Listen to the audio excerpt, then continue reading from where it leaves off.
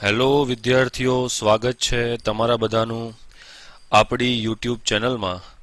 તો હવેથી આપણે વિદ્યાર્થીઓ એમસીક્યુની સિરીઝ સ્ટાર્ટ કરવા જઈ રહ્યા છીએ। બધા જ વિદ્યાર્થીઓને એક ખાસ રિક્વેસ્ટ છે કે કોઈ પણ પ્રકારની કોમેન્ટ વચ્ચે ડ્યુરિંગ વિડીયોમાં ન કરવી। જ્યાં સુધી વિડીયો ચાલે ત્યાં લગીન શાંતિથી તેને ઓબ્ઝર્વ કરવું। તો ઓકે વિદ્યાર્થીઓ, પહેલો જ આપણે એમસીક્યુ જોવા જઈ રહ્યા છીએ। પહેલો એમસીક્યુ છે, તો વિદ્યાર્થીઓ પહેલો એમસીક્યુ છે કે એક કાર જ્યારે પી બિંદુ પાસેથી પસાર થાય છે ત્યારે તેની ઝડપ 30 કિલોમીટર પ્રતિ કલાક છે અને ક્યુ પાસેથી પસાર થાય છે ત્યારે તેની ઝડપ 40 કિલોમીટર પ્રતિ કલાક છે। તેની ઝડપમાં વધારો થઈ રહ્યો છે, આનો મતલબ તે કાર વિદ્યાર્થીઓ પ્રવેગી ગતિ કરી રહી છે, પ્રવેગી ગતિ કરે છે। પ્રશ્ન એ છે કે તે કાર જ્યારે આ બંને બિંદુઓના મધ્ય બિંદુ આગળ પહોંચશે, અહીંયા આગળ, અને નામ આપી દઈએ આપણે આર બિંદુ, તો આર બિંદુ પાસે તેની ઝડપ કેટલી હશે? બહુ સિમ્પલ પ્રશ્ન છે। અચળ પ્રવેગી ગતિનું સમીકરણ આની અંદર સીધું લાગુ પાડી શકાય। તો વિદ્યાર્થીઓ, આની અંદર તમે જુઓ, આપણે આ મધ્ય બિંદુ આગળ ઝડપ શોધવી છે। તમે શું કરી શકો? એક સમીકરણ પી અને આર વચ્ચે લાગુ પાડી શકો। કયું? વી સ્ક્વેર માઇનસ યુ સ્ક્વેર બરાબર 2as। એક સમીકરણ તમે પી અને ક્યુ વચ્ચે લાગુ પાડી શકો। એક સમીકરણ આર અને ક્યુ વચ્ચે લાગુ પાડી શકો। વિદ્યાર્થીઓ, 2-3 સમીકરણ આમાં બની શકે, પણ એક શોર્ટકટ તમને આપી દઉં કે આવો કોઈ પણ પ્રશ્ન હોય અને જો અચળ પ્રવેગ હોય, પ્રવેગ કેવો હોય? અચળ, તો જે તેનું મધ્ય બિંદુ હોય, મધ્ય બિંદુ આગળ જે ઝડપ હોય છે તેનું સૂત્ર વિદ્યાર્થીઓ આ તમારે એક શોર્ટકટમાં ઉમેરી રાખવું જોઈએ। પી આગળની ઝડપનો વર્ગ વત્તા ક્યુ આગળની ઝડપનો વર્ગ છેદમાં શું થઈ જાય વિદ્યાર્થીઓ? 2। તો આને ઉકેલીએ તો પી આગળની ઝડપ એટલે કે વિદ્યાર્થીઓ 30નો વર્ગ, ક્યુ આગળની ઝડપ એટલે વિદ્યાર્થીઓ 40નો વર્ગ, અને છેદમાં શું થઈ જાય? 2 થઈ જાય। આને ઉકેલવા પર વિદ્યાર્થીઓ 25√2 તમને જવાબ મળશે। તો સી ઓપ્શન એ તેનો સાચો જવાબ છે। આ સૂત્ર તો જ લાગુ પાડી શકાય જ્યારે અચળ પ્રવેગી ગતિ કરતા હોય અને બે બિંદુઓના એક્ઝેક્ટ મધ્ય બિંદુ આગળ તે કણની ઝડપ પૂછી હોય તો આ સૂત્રને ડાયરેક્ટ લાગુ પાડી શકાય છે।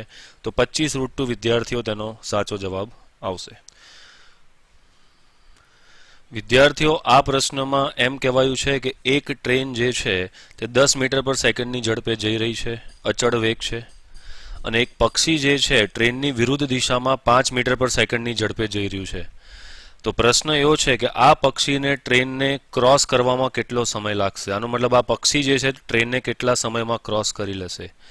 હાલાકે આ પ્રશ્નને તમે 2-3 મેથડથી હેન્ડલ કરી શકો, પણ પર્સનલી હું તમને રિક્વેસ્ટ કરીશ કે તમે આ જે પ્રશ્ન છે તેને સાપેક્ષ વેગથી સોલ્વ કરો। તો આપણે એક કામ કરીએ, આપણે પક્ષીનો વેગ પોપટ કહી દઈએ। પોપટનો વેગ ટ્રેનની સાપેક્ષે શું સૂત્ર બનશે? તો પોપટનો વેગ માઇનસ ટ્રેનનો વેગ। આ સૂત્ર તો તમને સાપેક્ષ વેગનું ખબર જ છે। શું છે પોપટનો વેગ? તો પોપટનો વેગ આ ડાબી તરફ છે એટલે કેટલો લેવાય? -5। ટ્રેનનો વેગ જમણી તરફ એટલે 10, એટલે કેટલું થઈ ગયું? -15 મીટર પર સેકન્ડ। અને મૂલ્યની વાત કરીએ તો પોપટનો વેગ ટ્રેનની સાપેક્ષે વિદ્યાર્થીઓ 15 મીટર પર સેકન્ડ થઈ ગયો। હવે તમને ખબર હોવી જોઈએ કે પોપટનો વેગ કોની સાપેક્ષે શોધ્યો? ટ્રેનની સાપેક્ષે।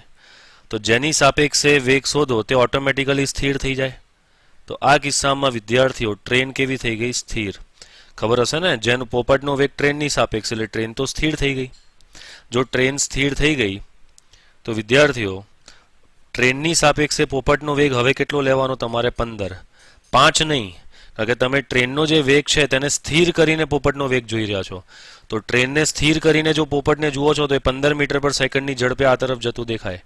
તો 15 મીટર પર સેકન્ડની ઝડપે અને ટ્રેનની લંબાઈ કેટલી છે? 150 મીટર। તો પોપટની ઝડપ ખબર છે, ટ્રેનની લંબાઈ ખબર છે, તો ક્રોસ કરવા માટેનો સમય મળી જાય।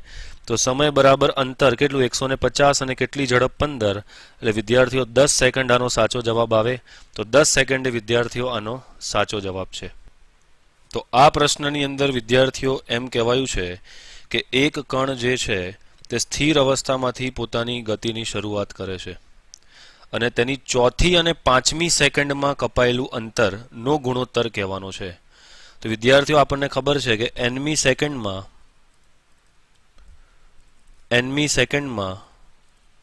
કપાયેલા અંતરનું સૂત્ર શું હોય છે? xn બરાબર u વત્તા a/2 કૌંસમાં 2n-1। હવે સ્થિર અવસ્થામાંથી ગતિની શરૂઆત કરે છે એટલે પ્રારંભિક વેગ આપણે 0 લઈ લઈએ। તો પ્રારંભિક વેગ 0 લઈ લઈએ તો સૂત્ર બને a/2 કૌંસમાં 2n-1। હવે આપણને એમાં n આપી દીધેલો છે, ચોથી અને પાંચમી. તો અહીંયા જો ચોથી સેકન્ડ મૂકી દઈએ તો x4 બરાબર a/2, 4 દુ 8 માઇનસ 1 કેટલા થઈ જાય 7. અને જો આપણે પાંચમી સેકન્ડ મૂકી દઈએ તો a/2, તો 5 દુ 10 માઇનસ 1 કેટલા થઈ જાય વિદ્યાર્થીઓ 9. આ બેનો જો ગુણોત્તર લઈએ તો a/2 કેન્સલ થઈ જાય તો 7/9 વિદ્યાર્થીઓ બી ઓપ્શન જે છે તે તેનો સાચો જવાબ આવશે. વિદ્યાર્થીઓ આ પ્રશ્નમાં એવું કીધું છે કે એક કાર જે છે તે એ સ્થાનેથી બી સ્થાને જાય છે, તો એ અને બી વચ્ચેનું અંતર કેટલું છે ડી. આ કુલ અંતરનું અડધું અંતર 40 કિલોમીટર પ્રતિ કલાકની ઝડપે જાય છે અને બાકીનું અડધું અંતર 60 કિલોમીટર પ્રતિ કલાકની ઝડપે જાય છે. તો આ સમગ્ર ગતિ દરમિયાન તેની સરેરાશ ઝડપ કેટલી હશે? 4 ઓપ્શન છે. તો વિદ્યાર્થીઓ સરેરાશ ઝડપનું જે સૂત્ર હોય તો સરેરાશ ઝડપ એટલે કુલ અંતર કેટલું કાપવાનું છે ડી ભાગ્યા તે અંતર કાપવા માટે લાગતો સમય. તો ધારો કે અડધું અંતર કાપવા માટે લાગતો સમય t1 છે અને બાકીનું અડધું અંતર કાપવા માટે લાગતો સમય t2 છે. તો વિદ્યાર્થીઓ ડી છેદમાં સમય, તો પહેલું અડધું અંતર કેટલી ઝડપે કપાય છે 40 અને અંતર કેટલું કપાય છે d/2. તો સમય બરાબર અંતર ભાગ્યા ઝડપ, તો કેટલા થઈ જશે d/2 ભાગ્યા 40. બાકીનું અડધું અંતર કેટલું કાપવાનું છે d/2 ભાગ્યા 60. તો આનાથી તમે લોકો જોઈ શકો છો ડી છેદમાં ડી કોમન આવી જાય, આ 1/80 વત્તા 1 વિદ્યાર્થીઓ 120. તો આ ડી થી ડી શું થઈ જાય? કેન્સલ થઈ જાય. તો આ 120 અને 80 નો લસા છેદનો છેદ ઉપર જતો રહેશે તો 120 ગુણ્યા 80 અને છેદમાં અહીંયા આવશે 120 વત્તા 80. આને ઉકેલવા પર વિદ્યાર્થીઓ 48 કિલોમીટર પ્રતિ કલાક તમને જવાબ મળશે. તો આનું ઓપ્શન જે છે તે વિદ્યાર્થીઓ બી ઓપ્શન એ આનો સાચો જવાબ છે. આ વિદ્યાર્થીઓ તમારી સામે એવો જ પ્રશ્ન છે. એવું કીધું છે કે એક બસ જે છે તે એ છેડેથી કયા છેડે જાય છે? બી છેડે. તો જો એ છેડેથી બી છેડે જાય છે તો કુલ અંતરનું ત્રીજા ભાગનું અંતર, કુલ અંતરનું કેટલું? ત્રીજા ભાગનું. જો કુલ અંતર ડી હોય તો તેનું ત્રીજા ભાગનું અંતર 10ની ઝડપે જાય છે, બાકીનું ત્રીજા ભાગનું અંતર 20ની ઝડપે જાય છે અને છેલ્લું ત્રીજા ભાગનું અંતર 60ની ઝડપે જાય છે. તો આ દરમિયાન તેની સરેરાશ ઝડપ કેટલી રહી હશે? તો આઈ હોપ તમે આ પ્રશ્ન, આગળનો પ્રશ્ન છે એ પ્રમાણે જ ગણી શકશો.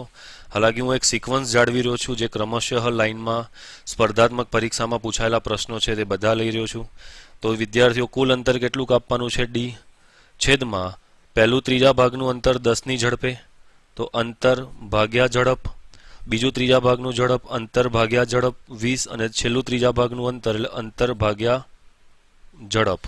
અંતર ભાગ્યા ઝડપ, સમય સમય સમય, ત્રણેય સમયનો સરવાળો એટલે કુલ સમય. બસ આને તમે જાતે ઉકેલી લો, તમને વિદ્યાર્થીઓ 18 કિલોમીટર પ્રતિ કલાક તેનો જવાબ મળે. તો સી ઓપ્શન જે છે વિદ્યાર્થીઓ તેનો સાચો જવાબ આવે. આ પ્રશ્ન વિદ્યાર્થીઓ ખૂબ જ ઇન્ટરેસ્ટિંગ છે. એક ટાવર પરથી એક વસ્તુને મુક્ત પતન કરવામાં આવે છે. તો આપણને ખબર છે મુક્ત પતન કરતા દરેક પદાર્થનો પ્રારંભિક વેગ શું હોય? 0. અને તે પદાર્થ છેલ્લી 2 સેકન્ડમાં, સાંભળજો, છેલ્લી 2 સેકન્ડમાં 40 મીટર અંતર કાપે છે. કુલ સમય નથી ખબર પણ છેલ્લી 2 સેકન્ડમાં તે 40 મીટર જો અંતર કાપે તો પ્રશ્ન છે કે આ જે ટાવર છે તે ટાવરની ઊંચાઈ શોધો. ધારો કે ટાવરની ઊંચાઈ છે h, તો આ h શોધવાનો છે. ઓપ્શન તમારી સામે 4 આપેલા છે. તો ધારો કે વિદ્યાર્થીઓ એને કુલ સમય t લાગતો હોય, જો નીચે આવવાનો સમય t લાગતો હોય અને અહીંયા સમય કેટલો લાગે છે? 40 મીટર અંતર કાપવામાં 2 સેકન્ડ લાગે છે, તો એના ઉપરનું જે સમય કાપવામાં તેને t - 2 સેકન્ડ લાગશે. આ t સમય લાગે, t માંથી 2 સેકન્ડનું, આ 2 સેકન્ડનો સમય બાદ કરી દો તો બાકીનો સમય વિદ્યાર્થીઓ t - 2 થઈ જાય. બસ હવે આની અંદર તમારે એક સમીકરણ તમે t સમયનું બનાવી દો અને એક t - 2 સમયનું બનાવી દો. ધારો કે અહીંથી અહીં સુધીનું અંતર વિદ્યાર્થીઓ x છે, બાકીનું અંતર 40 છે, તો બોલો x વત્તા 40 કેટલા થઈ જવાના? h. તો x વત્તા 40 બરાબર બિલ્ડિંગની ટાવરની ઊંચાઈ h થઈ જશે. ચલો h બરાબર શું સૂત્ર આવે? ut plus half at square. અચળ પ્રવેગી ગતિ લાગે ને, આ તો ગુરુત્વાકર્ષી ક્ષેત્રમાં થતી ગતિ છે એટલે. અને પ્રારંભિક વેગ 0 એટલે 0 વત્તા હાફ g t સ્ક્વેર. તો h કેટલો મળી ગયો? Half g t square. આ કેટલો છે? 40 વત્તા અહીંયા x એટલે કે t - 2 સમયમાં કપાયેલું અંતર. તો આ h ની જગ્યાએ જો x કરી દઉં તો 1/2 g સમય શું થઈ જાય t-2 નો વર્ગ થઈ જાય. તો x ની જગ્યાએ શું મૂકી શકાય 1/2 g t-2 નો વર્ગ થઈ જાય. તમે આરામથી આ સમીકરણને ઉકેલી શકશો. મારું કામ તમારા કોન્સેપ્ટ ક્લિયર કરવાનું છે. તો આના પરથી વિદ્યાર્થીઓ તમે બધી જ વેલ્યુ જાણો છો. t તમને મળશે 3 સેકન્ડ અને t ની વેલ્યુ 3 સેકન્ડ મળી તો અહીં તમે મૂકી દો તો બિલ્ડિંગની ઊંચાઈ h બરાબર 1/3, g ની કિંમત કેટલી 10, t 3 સેકન્ડ તો 3 નો વર્ગ કેટલો થઈ જાય 9. તો આ 90 આ 1/2 છે તો 90 ભાગ્યા 2 એટલે વિદ્યાર્થીઓ 45 મીટર આ બિલ્ડિંગની ઊંચાઈ હશે. આઈ હોપ આ પ્રશ્ન તમને આવડી ગયો છે. બહુ સહેલો પ્રશ્ન છે વિદ્યાર્થીઓ, ખબર પડી જાય તેવો પ્રશ્ન.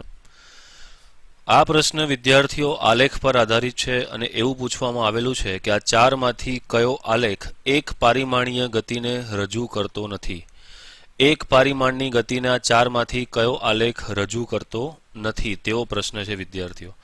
તો પહેલો જે આલેખ છે, પહેલો આલેખ તો તમે જોઈ શકો છો વિદ્યાર્થીઓ કે t બરાબર 0 સમયે વેગ બી 0 જ છે, એટલે મતલબ કોઈ આલેખ જ નથી. આના પરથી તો કોઈ માહિતી મળે જ નહીં, તમને કોઈ માહિતી મળે જ નહીં. અથવા આલેખને જો આ રીતે આપવામાં આવે તો તમે સમજી શકો કે કોઈ પણ સમયે તેનો વેગ કેવો છે, અચળ છે. તો હા, જો તેનો વેગ અચળ હોય તો તે એક પરિમાણમાં સીધો સીધો ગતિ કરતો હોય.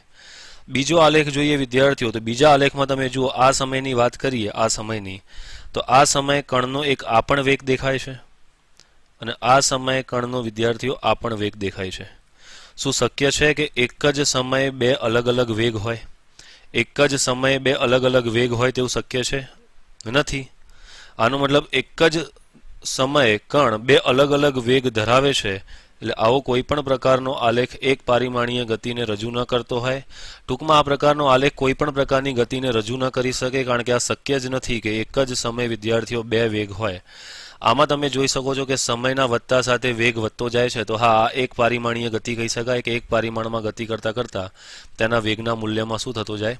વધારો થતો જાય. અને આનામાં પણ તમે વિદ્યાર્થીઓ જોઈ શકો છો કે આ પણ એક પરિમાણીય ગતિને રજૂ કરે છે, કારણ કે આની અંદર પણ વિદ્યાર્થીઓ વેગના દરેક સમય માટે ચોક્કસ અલગ મૂલ્યો જ શક્ય છે. તો આ વિદ્યાર્થીઓ એક પરિમાણીય ગતિને રજૂ કરી શકે છે. તો આની અંદર વિદ્યાર્થીઓ જે આ બીજો આલેખ છે તે તેનો ફાઇનલ જવાબ આવશે. આ પ્રશ્નમાં વિદ્યાર્થીઓ એવું પૂછાયું છે કે એક કણ માટે સ્થાનાંતર વિરુદ્ધ સમયનો આલેખ છે. આ સ્થાનાંતર વિરુદ્ધ સમયનો આલેખ છે. તો આપણને ખબર હોવી જોઈએ પહેલા તો પ્રશ્ન વાંચતા પહેલા, ચાલો પ્રશ્ન જ કહી દઉં કે પ્રશ્ન એવો છે કે આ ચાર બિંદુઓમાંથી કયા બિંદુ પાસે કણનો તાત્કાલિન વેગ ઋણ હશે. આનો મતલબ આપણે આ ચારમાંથી કઈ જગ્યાએ કણનો વેગ ઋણ હશે તે કહેવાનું છે. તો વિદ્યાર્થીઓ સ્થાનાંતર સમયના આલેખનો જે ઢાળ હોય તે આપણને શેની માહિતી આપે છે? વેગની માહિતી આપે છે. તો આપણે આ ચારે ચાર બિંદુઓ પાસે ઢાળ જોઈ લઈએ અને જ્યાં ઢાળ ઋણ આવે ત્યાં વેગ ઋણ હશે. તો સી બિંદુએ જો ઢાળ સ્પર્શક દોરીએ તો તમે જોઈ શકો છો કે અહીંયા ખૂણો જો 90 કરતાં નાનો થાય છે. તો 90 કરતાં નાનો ખૂણો થાય તો તે ઢાળ હંમેશા ધન કહેવાય. ડી બિંદુએ વાત કરીએ તો ડી બિંદુએ જે સ્પર્શક છે તે તો એક્સ અક્ષને સમાંતર થઈ ગયો, એટલે એનો ઢાળ જ 0. ઈ એ વાત કરીએ આ ઈ બિંદુએ, તો ઈ બિંદુએ જો તમે સ્પર્શક દોરો તો તે એક્સ અક્ષ સાથે વિષમઘડી દિશામાં જો 90 કરતાં મોટો ખૂણો બનાવે છે, અને જો 90 કરતાં મોટો ખૂણો બનાવે તો ત્યાં ઢાળ ઋણ થઈ જાય. આનો મતલબ ઈ બિંદુ પાસે ઢાળ ઋણ હોવાથી ઈ બિંદુ પાસે વેગ ઋણ હશે, તો ઈ પાસે વેગ ઋણ હશે. અને એફ પાસે બી તમે સ્પર્શક દોરો તો તે જગ્યાએ પણ વિદ્યાર્થીઓ θ <90 જ છે, તો આ જગ્યાએ પણ વેગ તમારો શું હોવાનો છે? ધન હોવાનો છે. તો આ રીતે તમે ઢાળ, ધન અને ઋણથી વેગની માહિતી આરામથી આપી શકો. આ પ્રશ્નની અંદર વિદ્યાર્થીઓ એક સ્થાનાંતરનું સમીકરણ આપ્યું છે સમયના વિધેય સ્વરૂપે. આનો મતલબ જેમ જેમ સમય બદલાતો જાય તેમ તેમ સ્થાનાંતર બદલાતું જાય છે. અને એવું કહેવામાં આવ્યું છે કે જે ક્ષણે કણનો પ્રવેગ 0 થઈ જાય તે સમય તેનો વેગ કેટલો હશે? પ્રવેગ 0 હોય ત્યારે વેગ કેટલો હશે? તો આપણી પાસે સ્થાનાંતર તો છે જ. જો આનું વિકલન કરી દઈએ ds/dt તો આપણને વેગ મળી જાય. વિકલનમાં ઘાત આગળ આવી જાય તો 3t² -12t વત્તા 3. આ આપણને શું મળી ગયો વિદ્યાર્થીઓ? વેગ. હવે વેગનું વિકલન કરીએ તો પ્રવેગ મળે. કેમ પ્રવેગ શોધવાનું? કારણ કે પ્રવેગ 0 કરવાનો છે. તો dv/dt કરવાથી આપણને પ્રવેગ મળે. એટલે હવે આનું વિકલન કરીએ તો વિદ્યાર્થીઓ 3t² નું કેટલું થઈ જશે? 6t - 12. અચ્છા, હવે કીધું છે જે ક્ષણે પ્રવેગ 0 હોય, તો પ્રવેગ ક્યારે 0 છે? અહીં 0 કરીને જુઓ તો 0 બરાબર વિદ્યાર્થીઓ 6t માઇનસ 12. તો આના પરથી તમે જોઈ શકો છો કે t બરાબર વિદ્યાર્થીઓ 2 સેકન્ડ મળશે. આનો મતલબ 2 સેકન્ડે પ્રવેગ 0 છે અને જે ક્ષણે પ્રવેગ 0 હોય તે જ ક્ષણે વેગ શોધવાનો છે. તો આ 2 સેકન્ડ આ વેગના સૂત્રમાં મૂકી દો. તો વિદ્યાર્થીઓ આ 3 આ થશે 2 નો વર્ગ, આ 12 ગુણ્યા 2 વત્તા વિદ્યાર્થીઓ અહીંયા 3. તો આને ઉકેલતા તમને -9 મીટર પર સેકન્ડ જવાબ મળી જશે. તો આનો વિદ્યાર્થીઓ આ -9 મીટર પર સેકન્ડ એ તેનો ફાઇનલ જવાબ આવશે. -9 મીટર પર સેકન્ડ. આ પ્રશ્નની અંદર વિદ્યાર્થીઓ એવું કીધું છે કે એક કણ સ્થિર અવસ્થામાંથી પોતાની ગતિની શરૂઆત કરે છે અને પ્રથમ t1 સમય સુધી તે આલ્ફા પ્રવેગથી ગતિ કરે છે અને ત્યારબાદ t2 સમય સુધી પ્રતિ પ્રવેગથી ગતિ કરે છે અને અંતમાં જઈને થોભી જાય છે. તો પહેલા તેનો પ્રવેગી ગતિ છે, એટલે વેગમાં વધારો થાય વધારો થાય વધારો થાય વધારો થાય વધારો થાય વધારો થાય વધારો થાય વધારો થાય અહીં સુધી વેગ વધતો જાય. એનો મતલબ અહીંયા જે વેગ હશે તે મહત્તમ વેગ હશે અને પછી ઘટતો જાય, કારણ કે પ્રતિ પ્રવેગી ગતિ છે. તો ઘટતો જાય ઘટતો જાય ઘટતો જાય ઘટતો જાય, છેલ્લે શું થઈ જાય? 0. તો પ્રશ્ન છે કે આ જે મહત્તમ વેગ છે તે મહત્તમ વેગ શોધીને આપવાનો છે અને આ 4 તેના ઓપ્શન છે. વિદ્યાર્થીઓ બહુ સહેલો પ્રશ્ન છે. જો આ પ્રશ્નને કઈ રીતે હેન્ડલ કરી શકાય, આપણે એક સમીકરણ અચળ પ્રવેગી ગતિનું સમીકરણ આ બે બિંદુઓ વચ્ચે લગાડી દઈએ તો શું છે? આપણી પાસે સમીકરણ હોય છે v બરાબર u પ્લસ at. તો અહીંથી અહીં સુધીનો અંતિમ વેગ કેટલો છે? vm. પ્રારંભિક વેગ કેટલો દેખાય છે? 0. પ્રવેગ કેટલો? આલ્ફા. અને સમય કેટલો? t1. તો આના પરથી t1 બરાબર વિદ્યાર્થીઓ vm બાય આલ્ફા તમને મળી જાય. vm by alpha. ચલો હવે આ બે બિંદુઓ વચ્ચે અચળ પ્રવેગી ગતિનું સમીકરણ લગાવીએ. ફરી v બરાબર u વત્તા at. હવે અહીંથી લઈને અહીં સુધીમાં અંતિમ વેગ કેટલો છે? 0. પ્રારંભિક વેગ કેટલો લઈ લેવાનો? vm. અચ્છા, આ પ્રારંભિક વેગ થઈ જાય ને, પહેલાની ગતિનો અંતિમ વેગ પણ બીજાની ગતિનો પ્રારંભિક. હવે પ્રતિ પ્રવેગ, તો પ્રતિ પ્રવેગ માઇનસ આવે બીટા ઇન્ટુ t2. તો આના પરથી વિદ્યાર્થીઓ t2 બરાબર શું થઈ જાય? આ થઈ જાય vm છેદમાં બીટા થઈ જાય. અને એવું કહેવાયું છે કે આખી મુસાફરીનો સમય રકમમાં કહેવાયો છે, આખી મુસાફરીનો સમય વિદ્યાર્થીઓ t કહેવાયો છે. તો આ t1 વત્તા t2 નો જે સરવાળો હશે તે t બરાબર થશે. તો અહીંયા લખાશે vm બાય આલ્ફા, અહીં લખાશે vm બાય બીટા બરાબર શું થઈ જાય? t. તો vm ને જો કોમન કાઢી લઈએ તો 1 upon alpha plus 1 upon beta બરાબર શું થઈ જાય? t થઈ જાય. તો આને હવે આપણે આગળ ઉકેલીએ, vm માટે આને ઉકેલીએ વિદ્યાર્થીઓ. તો શું થશે? તો vm અહીં લસા કેટલો થશે? બીટા વત્તા આલ્ફા છેદમાં આલ્ફા બીટા બરાબર શું થઈ જાય? t. તો આના પરથી વિદ્યાર્થીઓ મહત્તમ વેગ જે થઈ જાય તે આલ્ફા બીટા છેદમાં આલ્ફા વત્તા બીટા ઇન્ટુ t થઈ જાય. તો તમે લોકો જોઈ શકો છો વિદ્યાર્થીઓ કે ડી ઓપ્શન જે છે એ તેનો ફાઇનલ જવાબ આવશે. ડી ઓપ્શન ખૂબ જ સારો પ્રશ્ન છે વિદ્યાર્થીઓ. ખબર પડી ગઈ? પડી ગઈ ખબર? કોઈ કોમેન્ટ ના કરતા વચ્ચે? ખબર પડી ગઈ? કોઈ કોમેન્ટ ના કરતા? આ પ્રશ્નમાં વિદ્યાર્થીઓ એવું કહેવામાં આવ્યું છે કે 3 અલગ અલગ દળના 3 કણ છે અને ત્રણે એક સાથે મુક્ત પતન કરાવવામાં આવે છે. એક સાથે મુક્ત પતન કરાવવામાં આવે છે. હવે પહેલો કણ જ્યારે જમીન પર અથડાય ત્યારે તેની ઝડપ v1 છે, બીજો કણ જમીન પર અથડાય ત્યારે તેની ઝડપ v2 છે અને ત્રીજો કણ જમીન પર અથડાય ત્યારે તેની ઝડપ v3 છે. તો આ ત્રણેય કણોની ઝડપનો આપણે ગુણોત્તર વિદ્યાર્થીઓ કહેવાનો છે. તો આપણને ખબર છે કે v² માઇનસ u² બરાબર 2as. આ સૂત્ર તમે જાણો છો. હવે ત્રણે વિદ્યાર્થીઓ મુક્ત પતન કરાવીએ છીએ તો પ્રારંભિક વેગ 0 થઈ જાય તો અંતિમ વેગ કેટલો થઈ જાય? 2as. તો v બરાબર થઈ જાય વિદ્યાર્થીઓ વર્ગમૂળમાં 2as. અને આ ગુરુત્વાકર્ષી ક્ષેત્રમાં મુક્ત પતન કરે છે એટલે પ્રવેગને g લઈ શકાય. તો વિદ્યાર્થીઓ v બરાબર વર્ગમૂળમાં 2gs થઈ જાય. તો તમે લોકો જોઈ શકો છો કે કણની અંતિમ ઝડપ તે તેના દળ પર આધાર રાખતી જ નથી. તો હલકો કણ હોય કે ભારે કણ હોય, જો એક જ ઊંચાઈએથી મુક્ત પતન કરવામાં આવે તો તે લોકો જમીન પર સમાન ઝડપે જ અથડાશે. તો તેમનો જે ગુણોત્તર આવશે તે 1:1:1 આવશે વિદ્યાર્થીઓ. આ પ્રશ્નમાં વિદ્યાર્થીઓ એમ કહેવાયું છે, બહુ સહેલો પ્રશ્ન છે પણ જો કે AIPMTમાં પૂછાઈ ગયો છે એટલે આપણે કવર કરીએ છીએ. સ્થાનાંતર આપેલું છે s બરાબર at² માઇનસ bt નો ઘન. તો પ્રશ્ન એવો છે કે કયા સમયે તેનો પ્રવેગ 0 હશે? તો પ્રવેગ સુધી પહોંચી જાઓ તો ds/dt કરીએ તો આપણને વેગ મળી જાય, તો આ મળી જશે 2at - 3bt નો સ્ક્વેર. વેગ મળી ગયો. વેગનું ફરી વિકલન કરી દો dv/dt તો તમને પ્રવેગ મળી જાય, તો તે મળશે 2a - 6bt. અને પ્રવેગ શૂન્ય કયા સમય હશે એટલે આપણે આ પ્રવેગને શું કરી દઈએ વિદ્યાર્થીઓ? શૂન્ય. તો આ 2a બરાબર કેટલા થઈ જાય? 6bt. તો આનાથી t બરાબર તમે જોઈ શકો છો a/3b. એટલે બી ઓપ્શન જે છે વિદ્યાર્થીઓ તેનો સાચો જવાબ. તો વિદ્યાર્થીઓ આ પ્રશ્નમાં એમ કહેવાયું છે કે 40 કિલોમીટર પ્રતિ કલાકની ઝડપે કાર જઈ રહી છે અને તે કાર એકદમથી બ્રેક લગાડે છે, તો બ્રેક લગાડ્યા પછી 2 મીટર સુધી ઘસડાયા બાદ સ્થિર થાય છે. જો તે કારની ઝડપ બમણી કરી દેવામાં આવે તો તે કેટલું અંતર કાપીને સ્થિર થશે તે આપણે વિદ્યાર્થીઓ કહેવાનું છે. તો આમાં શું હોય કે બ્રેક લગાડ્યા બાદ કાર જે અંતર કાપીને સ્થિર થાય તેને બ્રેકિંગ અંતરનું નામ આપવામાં આવે છે. તેને વિદ્યાર્થીઓ બ્રેકિંગ અંતર કહેવામાં આવે છે. તો બ્રેક લગાડ્યા પછી કાર જેટલું અંતર કાપીને સ્થિર થાય તેને વિદ્યાર્થીઓ તેનું બ્રેકિંગ અંતર એવું નામ આપવામાં આવે છે. તો આ કિસ્સામાં બહુ સહેલી વસ્તુ છે. જુઓ, પ્રારંભિક વેગ છે, અંતિમ વેગ નથી અને આપણી પાસે અંતર છે. તો સૂત્ર છે v² - u² બરાબર 2as. હવે અંતિમ વેગ શું કરી દેવાનો છે? 0. તો 0 - u² બરાબર 2. હવે બ્રેક લગાડીએ એટલે પ્રતિ પ્રવેગ ઉત્પન્ન થાય.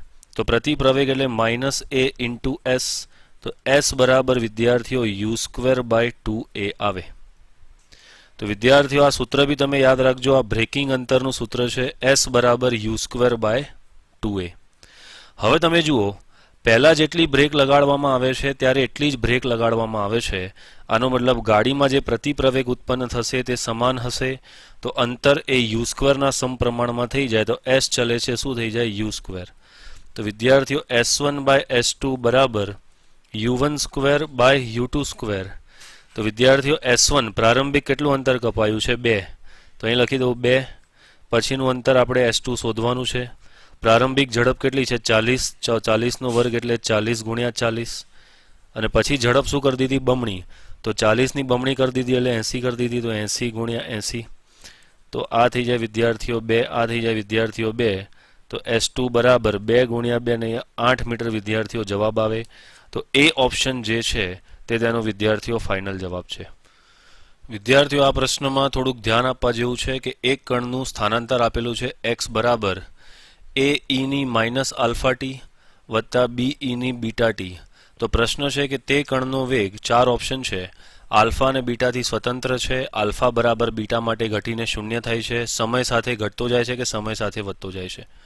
ચલો વેગ સુધી તો પહોંચી. હવે આમાં વિકલન આવડવું જોઈએ. વિકલન આવડે ના આવડે તમારો પર્સનલ પ્રોબ્લેમ છે. તો વિદ્યાર્થીઓ dx/dt કરીએ તો વેગ મળે. તો આ e ની x ઘાત. તો e ની x ઘાતનું વિકલન વિદ્યાર્થીઓ e ની x ઘાત જ થાય. તો e ની -αt. પણ આ ઘાતનું ફરી થાય સાંકળનો નિયમ. તો એ થશે -α વત્તા b e ની x ઘાત. e ની x ઘાત એટલે βt. પણ βt નું ફરી થાય સમયની સાપેક્ષે. તો બીટા થઈ જાય. આઈ હોપ તમને લોકોને આ મુદ્દા ક્લિયર જ હશે અને કોઈ કન્ફ્યુઝન નહીં હોય. તો આના પરથી v બરાબર આ ધન પદ પહેલાં લખી દઉં. તો b બીટા e ની βt minus alpha a alpha e ની -αt ઋણ પદ પાછળ લખી દીધું. તો આનાથી વિદ્યાર્થીઓ b બીટા e ની βt અને માઇનસ a આલ્ફા કૌંસમાં e ની αt. તો હવે તમે જોઈ શકો છો કે e ની ઘાતમાં જે સમય છે તે વિદ્યાર્થીઓ બંનેમાં ધન જ છે, ધન પદ છે. તો પહેલું ઓપ્શન છે આલ્ફા અને બીટાથી સ્વતંત્ર છે. ના, આલ્ફા અને બીટાના ઉપર આધાર રાખે છે. શું આલ્ફા બરાબર બીટા માટે ઘટીને 0 થઈ જાય છે? એવું પણ લાગતું નથી કે જો તમે બીટાની જગ્યાએ આલ્ફા મૂકો અથવા આલ્ફાની જગ્યાએ બીટા મૂકો તો બંને પદ કેન્સલ થાય છે. ના, એવું નથી થતું. જો કેન્સલ થાય તો 0 થાય. સમય સાથે ઘટે કે સમય સાથે વધે હવે આપણે જોઈએ. તો વિદ્યાર્થીઓ e ની કેવી ઘાત છે? ધન ઘાત છે. જો t વધતો જાય તો eનું આ પદ વધતું જાય એટલે આખું આ પદ વધતું જશે. આ તમને ખબર હોવી જોઈએ. e ની x ઘાત. જો x વધતો જાય તો આ e ની x ઘાત વધતી જાય. તો જો t વધે તો e ની βt વધે એટલે આખું પદ વધે. આ વધે. આ વધતું જાય. અને આ બાજુ જો જોઈએ તો આ બાજુ જો ટીની કિંમત વધે તો ટીની કિંમત વધે તો આ છેદ શું થતો જાય? વધતો જાય. છેદ વધતો જાય પણ એ છેદમાં છે તો એ આલ્ફાના છેદમાં જે આ અંશ કહેવાય એ વિદ્યાર્થીઓ જો આ પદ વધતું જાય વધતું જાય વધતું જાય તો આ ગુણોત્તર તો ઘટતો જાય. ના ખબર પડી. ટીને વધારો તો ઈની આલ્ફા ટી વધે, ઈની આલ્ફા ટી વધે તો ગુણોત્તર ઘટે કારણ કે છેદ મોટો થાય છે. તો આખું પદ શું થતું જાય છે? આખું પદ ઘટતું જાય છે અને આ પદ વધતું જાય છે. તો વધતામાંથી આ ઘટતું પદ બાદ કરીએ તો હજુ વધે એટલે સમયની સાથે તે વિદ્યાર્થીઓ વધતું જશે. તો તમને લોકોને આ મુદ્દો ક્લિયરલી ખબર પડી ગઈ હશે. તો આની અંદર વિદ્યાર્થીઓ ડી ઓપ્શન જે છે એ તેનો સાચો જવાબ આવે. વિદ્યાર્થીઓ પ્રશ્ન એવો છે કે કણનું સ્થાનાંતર આપેલું છે 9t² - t³. તો પ્રશ્ન એવો છે કે કણનો વેગ મહત્તમ બને ત્યારે તે કયા સ્થાને હશે? તો કણનો વેગ જ્યારે મહત્તમ બને ત્યારે તેનું સ્થાન આપણે વિદ્યાર્થીઓ કહેવાનું છે. તો આપણે પહેલાં વેગ શોધી લઈએ. તો વેગ કઈ રીતે શોધાય? તો dx/dt કરવાથી આપણને વેગ મળી જાય. તો એ થઈ જશે વિદ્યાર્થીઓ 18t - 3t².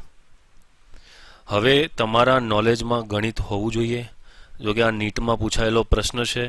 વેગ મહત્તમ થાય, આ વેગ કોનું વિધેય છે? સમયનું વિધેય. તો તમારા સાહેબોએ તમને શીખવાડ્યું હશે કે વેગ સમયનું વિધેય છે અને વેગ કેવું કરવાનું છે? મહત્તમ.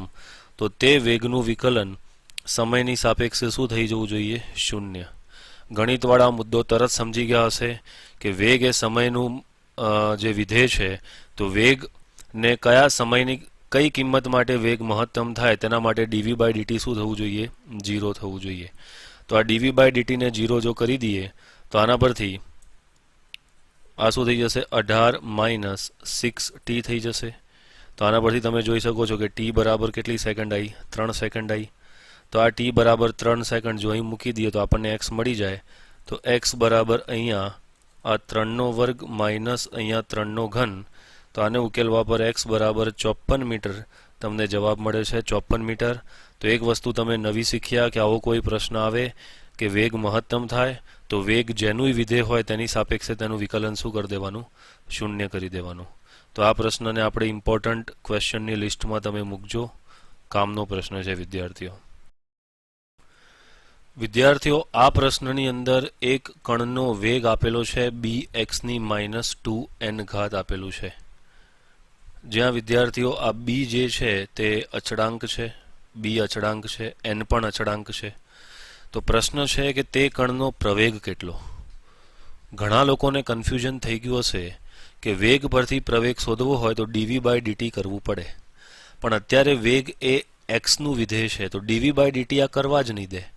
તો આપણે જોઈએ શું? આપણે જોઈએ છે વિદ્યાર્થીઓ dv/dt. જો dv/dt કરીએ ને તો જ પ્રવેગ મળે.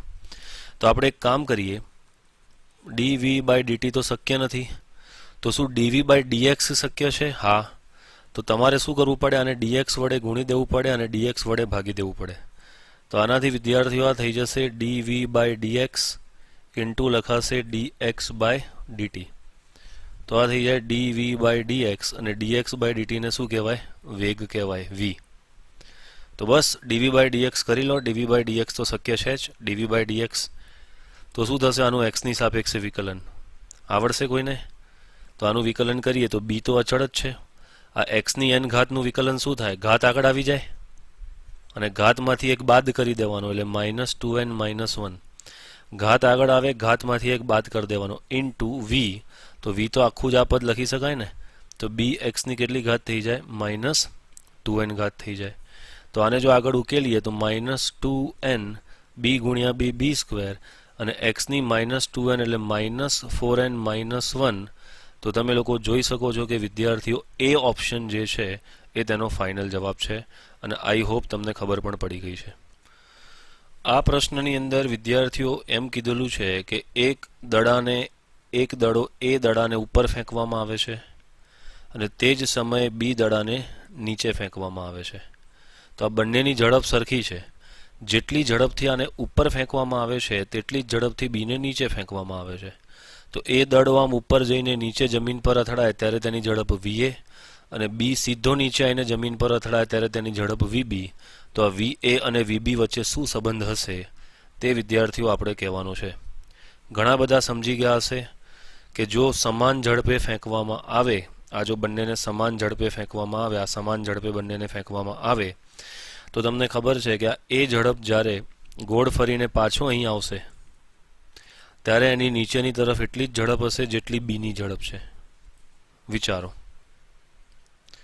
અહીંથી જ્યારે ફેંકવામાં આવ્યો ત્યારે ઝડપ કેટલી હતી? 10. તો ફરી પાછો તે જ સમક્ષિતિજ લાઈન પર આવે તો તેની ઝડપ 10 જ હોય અને બીને પણ એટલી જ ઝડપે ફેંકવામાં આવે છે. તો જો એક જ લાઈન પર એ અને બી હવે સમાન ઝડપે નીચે જાય તો તળિયા પર તેમનો અંતિમ વેગ પણ વિદ્યાર્થીઓ સરખો જ હોય. કારણ કે આપણી પાસે સૂત્ર છે v² - u² બરાબર 2as. તો આ જગ્યાએ તમે જુઓ બંનેનો પ્રારંભિક વેગ તો સરખો થઈ ગયો, u તો સરખો, ગુરુત્વ પ્રવેગ બંને પર સરખું લાગે, બંનેને અંતર સરખું કાપવાનું છે, બંનેનો વેગ પણ કેવો આવે? સરખો. તો va બરાબર vb. વિદ્યાર્થીઓ આ જે બી ઓપ્શન છે તે તેનો ફાઇનલ જવાબ આવશે. આઈ હોપ તમને લોકોને ખબર પડી ગઈ છે. આ પ્રશ્નની અંદર વિદ્યાર્થીઓ એમ કહેવામાં આવ્યું છે કે એક પથ્થરને આ જગ્યાએથી શું કરવામાં આવે છે? મુક્ત પતન કરવામાં આવે છે. મુક્ત પતન કરવામાં આવે છે તો પહેલી 5 સેકન્ડમાં તે h1 અંતર કાપે છે, પછીની 5 સેકન્ડમાં h2 અંતર કાપે છે અને પછીની 5 સેકન્ડમાં h3 અંતર કાપે છે. તમને ખબર છે જેમ જેમ કણ નીચે આવે તેમ તેમ તેનો વેગ શું થાય? વધે. અને જો વેગ વધતો જાય તો આપણને વસ્તુ ખબર પડવી જોઈએ કે h1, h2 અને h3 સમાન નહીં હોય. કારણ કે પહેલી 5 સેકન્ડ દરમિયાન તેનો વેગ ઓછો હશે ને પછી વેગ વધી ગયો હશે ને પછી વેગ હજુ વધી ગયો હશે. એટલે વિદ્યાર્થીઓ એટલું તો ખબર પડે જ છે કે h3 ની વેલ્યુ h2 થી મોટી હશે અને તે h1 થી મોટી હશે. એટલે h1 બરાબર h2 બરાબર h3 તો આવવાની કોઈ શક્યતા આપણને દેખાતી નથી. બાકીના 3 ઓપ્શનમાં જવું હોય તો ગણતરી કરવી પડે. મુક્ત પતન કરીએ, ચલો h1 ની ગણતરી કરીએ તો h1 બરાબર ut વત્તા હાફ at².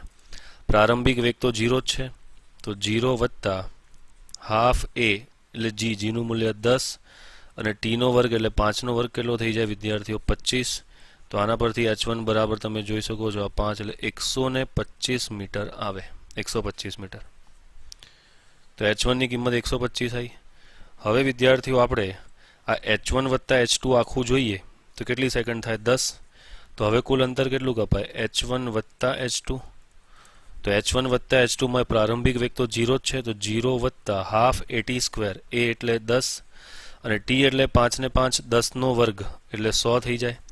તો આ કિસ્સામાં વિદ્યાર્થીઓ h1 વત્તા h2 બરાબર તમે જોઈ શકો છો કે આ કેટલા મળે છે? 500 મીટર. 500 મીટર મળે છે. એમાં h1 તો 125 છે, તો 125 ને પેલી બાજુ લઈ જઈએ તો h2 બરાબર આપણને 375 મીટર મળે. તે રીતે વિદ્યાર્થીઓ કુલ અંતર જોઈએ તો કુલ અંતર એટલે કે h1 વત્તા h2 વત્તા h3 બરાબર ut. ut એટલે પ્રારંભિક વેગ તો 0, તો 0 વત્તા હાફ a એટલે 10, t નો વર્ગ એટલે 5 5 5 એટલે આ 25 15 નો વર્ગ થઈ જાય. તો આને ઉકેલવા પર તમને 1125 મીટર મળે.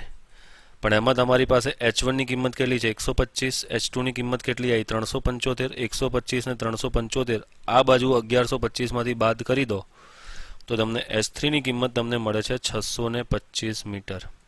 તો h3 મળી ગયો, તમને h2 મળી ગયો, તમને h1 મળી ગયો. હવે એનો સંબંધ જુઓ, કયો સંબંધ તમને દેખાય છે? તો હવે તમે જુઓ બધાના સંબંધો જોવામાં આવે તો તમે અહીંયા જોઈ શકો છો કે h2 ને 3 વડે ભાગીએ. આ h2 ને જો હું 3 વડે ભાગી દઉં તો શું h1 મળે છે? હા મળે ને. 375 ભાગ્યા 3 125 મળે. એ રીતે h3 ને 5 વડે ભાગવાથી h1 મળે છે. હા 625 ને 5 વડે ભાગો તો 125 મળે. એટલે સીધી ખબર પડી ગઈ કે બી ઓપ્શન જે છે વિદ્યાર્થીઓ તેનો સાચો જવાબ છે.